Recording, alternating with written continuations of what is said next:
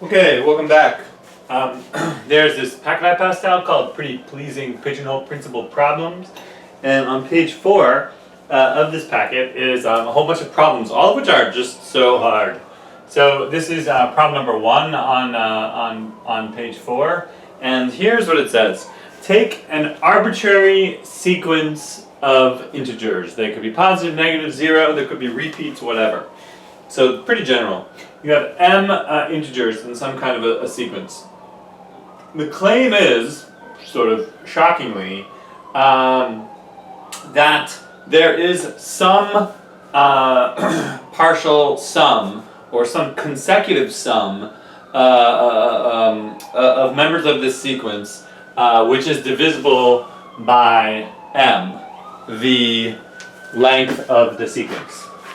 Alright, I don't think I had any, I was told immediately how to do this problem, not really being given the opportunity to think about it. Let's just maybe do a little example really quick just to see what's going on. So here we go, here's an example. Take the following sequence of 5 integers. 4, 7, 8, 23, 27. Okay. And what this theorem is saying is somehow I can take consecutive sums of consecutive members of this sequence, and there must be some sum of consecutive members of the sequence, which is a multiple of 5. Well, you can just start trying to do some crap, man. Like, I don't know, what's 4 plus 7? That's 11. Is that a multiple of 5? No. How about 4 plus 7 plus 8? Well, that's 19. That's not a multiple of 5 either. 4 plus 7 plus 8 plus 23. That's also not a multiple of 5. 19 and 23 is 42. And 4 plus 7 plus 8 plus 23 plus 27 is also not a multiple of 5. That's 69. Alright, and by the way, maybe just we mentioned that, 4 itself is not, because you could have a sequence of length 1? No, you can't, sorry. K now has to be different. So that's actually like irrelevant. Alright, anyway, point is, if I am doing this right, suddenly I am doubting myself.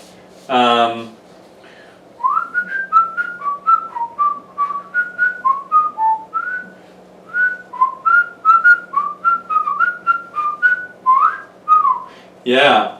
In terms of, so, oh, I see. Okay, so, no, I actually do want to talk about 4 as well, even though, well, you'll see. Okay, so notice that it didn't work, right? None of the partial sums, where we think of partial sums in the traditional way, sum from the beginning to that point in the sequence, none of those satisfy. But notice that we don't need to start at the beginning, a sub 1, we can start sort of just anywhere.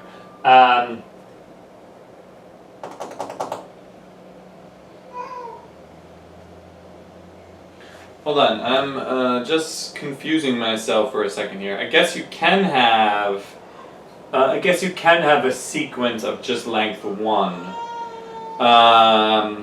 Because even though K and L are different, I start counting here. So if L is K plus 1, then that's just a sequence of length 1. Okay, so you can have a sequence of length 1. So for a different example, suppose I had just maybe like 4, 7, 15, 16, 17, for example. Well, here you could just take 15, and that sequence of length 1 would satisfy the theorem because it's a multiple of 5. In this case, K would be 2, and L would be 3, and you would just take the third term, which is 15. Okay, anyway, that was a little technical. Point is that this didn't seem to work, but we have access to more sequences than just this. We have access to, I could do, well, just 7 and 8, for example. And that already is 15, and so we win. So what's the sort of points behind this, or how should we be thinking about this? Well, what I now want you to do is to consider these partial sums and to notice that, well, the thing I already said is that if any of these partial sums, partial sums, you know, in the traditional sense, starting from the beginning, is a multiple of 5, then the theorem is done. But if none of them is a multiple of 5, well, then each of them must have some non-zero remainder when divided by 5. But, for example, 4 is just equivalent to 4 mod 5. And 11 is equivalent to 1 mod 5. But now, suddenly, here we see that 19 is equivalent to 4 mod 5. And in fact, that just always happens that the remainders, after being divided by, I guess there's one way of putting it is, if you have 5 partial sums for the 5 terms of your sequence, then if any of them is a multiple of 5, we're done. But if none of them is a multiple of 5, then 2 of them must be equivalent mod 5. Because by the pigeonhole principle, there are only 4 possible non-zero remainders, but we have 5 partial sums. And so, what is the significance of these both having the same remainder mod 5? Well, if then you just take this sequence out of this one, and in fact, that gives us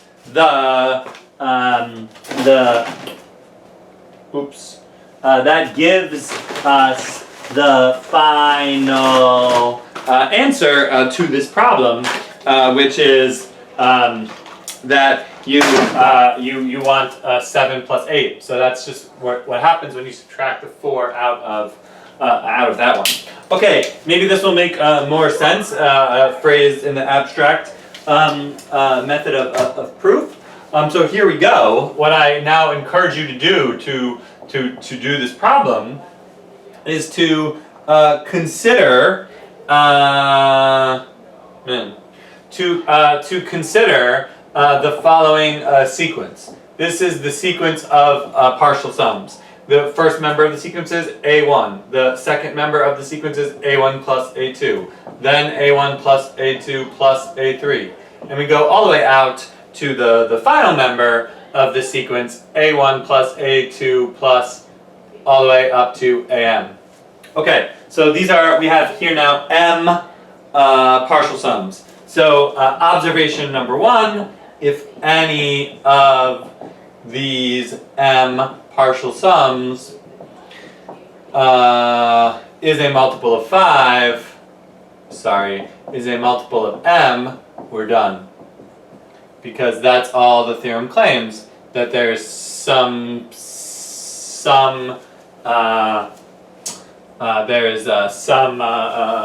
consecutive sum of elements of the sequence which is a multiple of 5.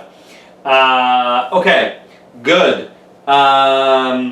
And yeah, just to clarify, that would be in the theorem, that would be equivalent to setting k equal to 0.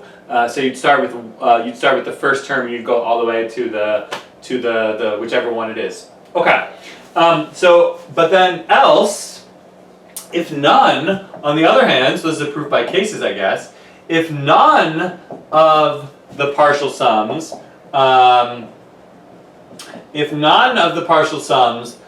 is a multiple of 5, then multiple of M, then kind of as we just said, okay, I don't think I need to write this all out because we sort of did it over there in the example. If none of the partial sums is a multiple of M, then it means they all have non-zero, then each has non-zero remainder, then each has non-zero remainder when you divide by M. But then there are, in fact, M partial sums and only M minus 1 possible non-zero remainders. So that's exactly what we said over there, right? We have M partial sums, M partial sums, and M minus 1 possible non-zero remainders. So, by the pigeonhole principle, there must be two partial sums with the same remainder after dividing by m. And so, I'll just cut right to the math. What we must have some a1 plus a2 plus partial sum going up to, say, al. Let L be, well, we must have two partial sums. I'll just do it like this. Let L and K be the two different, the indices of the two separate partial sums which have the same remainder upon dividing by m. So we have some non-zero remainder, and now, just as before, you just subtract these two equations. Let L be bigger than K, I guess. So let L be bigger than K. So without loss of generality. Then when we subtract, what we get is a sub k plus 1 plus a sub k plus 2 plus all the way up to a sub L. And it is, in fact, just b minus c m. And so we win. We've shown that m divides the sum of the numbers from that point. Okay, good. This second problem now is about a chess master. This is a follow-up to the previous problem. I think I'll just erase all of this. And here we have a situation in which there is a chess master. He is training for a chess tournament, and man, this board is just trashed somehow. I don't know what happened. It's getting worse and worse. Okay, here we go. The chess master, he has 11 weeks to prepare for a tournament. And he decides to play at least one game every day. So every day at least one game, possibly 2, 3, etc. But in any given calendar week, he is not going to play more than 12 games. Show that there must exist some succession of consecutive days during which the chess master will have played exactly 21 games. Okay, and my class several years ago figured out that, in fact, I don't need 11 weeks for this. This is going to happen by the end of week 3. So claim the chess master will have played exactly 21 games. 21 games in consecutive days by the end of week 3. Okay. How?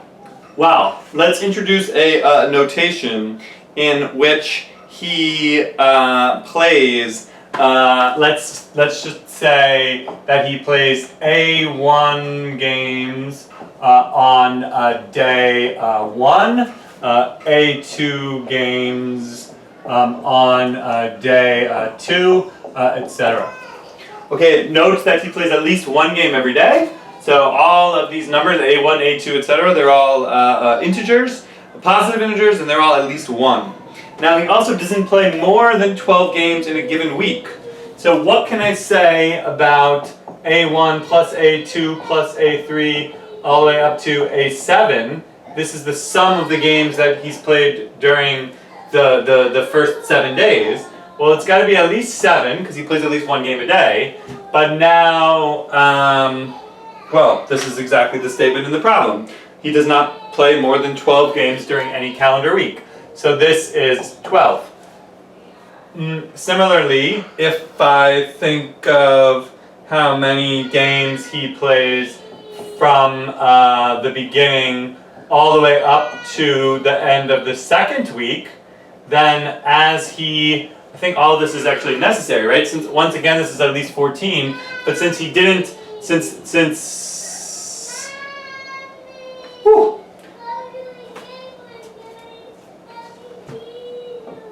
Whoa, my children are screaming downstairs. I'm ignoring them. This has to be less than or equal to 24 because why is this true? I mean, it's sort of obvious, but let me try to articulate it anyway. Oh my god. Because oh boy.